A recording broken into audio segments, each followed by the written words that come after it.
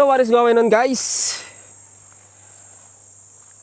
Gusto ko lang ipaalam sa'yo at ipaalala sa'yo na today is Independence Day, araw ng kalayaan.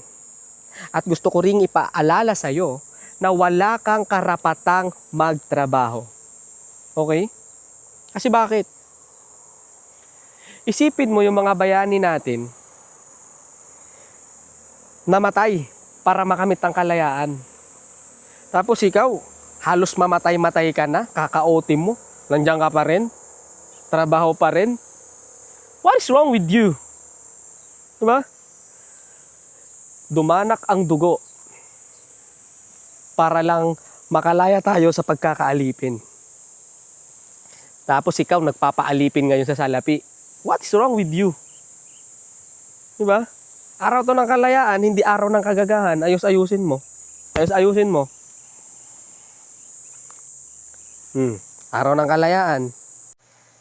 Malaya ka ngayon, wala kang karapatang magtrabaho. Okay?